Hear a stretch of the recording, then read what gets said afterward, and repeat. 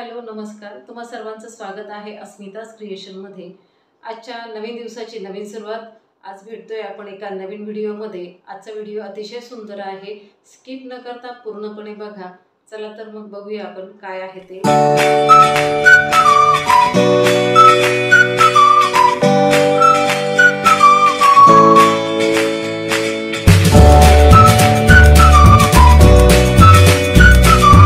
आज आलोय तर आपण आपल्या घरी, आणि आपल्या घरी एक धार्मिक कार्यक्रम आहे, जे की श्री राधाकृष्ण जे आहे त्यांच्या प्राणप्रतिष्ठेचा कार्यक्रम आहे। खरं तर हा कार्यक्रम 2 दिवस चालणार आहे। तुम्ही राधाकृष्णांची मूर्ती पाहिली ना, अतिशय भव्य दिव्य आणि सुंदर अशी मूर्ती आहे। त्या मूर्तीकडे एकटक बघतो ना, तेव्हा मूर्ती अतिशय बोलकी आणि रेखीव वाटते। पूर्ण बिल्डिंगमध्ये अक्षरशः उत्साहाचं वातावरण होतं। अगदी मोठ्यांपासून तर लहानांपर्यंत फेटे घालून सगळेजण मिरवणुकीमध्ये सामील झाले होते। सर्वजण डान्स करत होते मिरवणुकीमध्ये। मिरवणूक जवळपास आपल्या बिल्डिंगपासून 2-1 किलोमीटरपर्यंत काढण्यात आली होती, आणि रस्त्यात जेवढे देवदेवतांची मंदिरं भेटतात ना, मग तिथून ती मिरवणूक नेली जाते।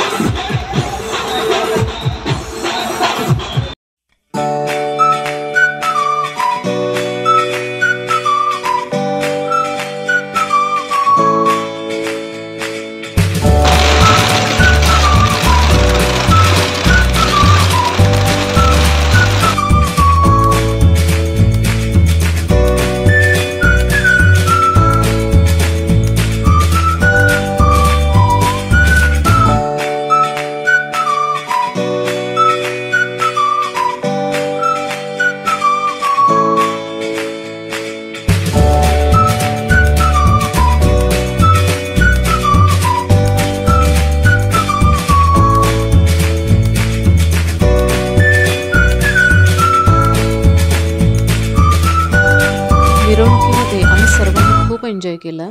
साधारणपणे 2-2.5 तासानंतर आम्ही बिल्डिंगमध्ये आलो। तिथं आल्यानंतर पुढचा विधी सुरू झाला, तो म्हणजे धान्य दिवस।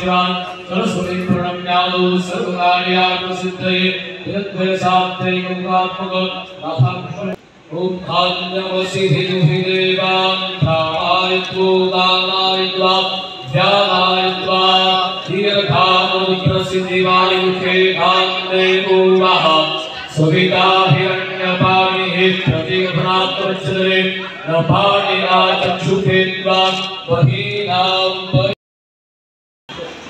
ईश्वरो विक्रमीत्वे वेदावे विक्रमक्रमः अनुक्रमो राधर्ष प्रवर्तनविरात्परावणम् सुरेशश्रवणं शर्वणम् ईश्वरेकाप्रदाभः अहसंसत्सरूयानां भवतिरस्सर्वदर्शनः अनंत सर्वेश्वर सिद्धं सिद्धिस्सर्वादरच्युतः भूषामधिर्मयात्मा सर्वयोगविद वत्सरो वत्सरो वत्से धर्मगर्भवधनेश्वरः धर्ममुद्धर्मे समसच्छरमक्ष अविद्याता सहस्रनोऽनन्त सत्यधर्मात्मविक्रमः महर्षिकपिलाचार्य कृतज्ञो वेदनीपतिः त्रिपदस्त्रिदशाध्यक्षो महाशङ्करप्रसादकृत महावराहो गोविन्द विशेण कनकान्वरे गुह्यो गभीरो भवतो गुप्तश्चक्रगदाधर। धान्य दिवस म्हणजे असा विधी आहे की एका मोठ्या बॉक्समध्ये त्या मूर्तींना ठेवण्यात येतं आणि मग तिथं जेवढे यजमान उपस्थित असतात ना, ते सर्व यजमान त्या मूर्तीवरती थोडं-थोडं धान्य टाकतात आणि असं करून पूर्ण मूर्ती त्या धान्याखाली झाकून ठेवण्यात येतात. असं मूर्तींना पूर्णपणे रात्रभर ठेवलं जातं कारण हा एक संस्कार आहे, हा एक विधी आहे. असं म्हणतात की त्या मूर्तींना दोषमुक्त करण्यासाठी हे सगळं केलं जातं. कारण मूर्तीवरती मूर्तिकार जो काही घाव टाकून ती मूर्ती तयार करत असतो, त्यामुळे मूर्तीला कुठेतरी ते दोष लागलेले असतात. म्हणून हे सगळे विधी आपल्याला पूर्णपणे करावे लागतात. जेणेकरून त्या मूर्तीमध्ये देव पण येतं. आता हा कार्यक्रम काही ठिकाणी 6 ते 7 दिवस केला जातो. काही ठिकाणी 3 दिवसाचाही असतो. पण आपल्याकडे आपण 2च दिवस केला तो. आणि हा सर्व कार्यक्रम संपल्यानंतर आम्ही सर्वांनी स्नेहभोजनाचा आस्वाद घेतला. दुसऱ्या दिवसाची विधीसुद्धा खूप सुंदर होणार आहे. कसा वाटला आजचा व्हिडिओ? व्हिडिओ जर आवडला असेल तर व्हिडिओला लाईक, शेअर, कमेंट आणि सबस्क्राईब करायला विसरू नका. भेटूया पुढच्या व्हिडिओमध्ये. तोपर्यंत काळजी घ्या. बाय.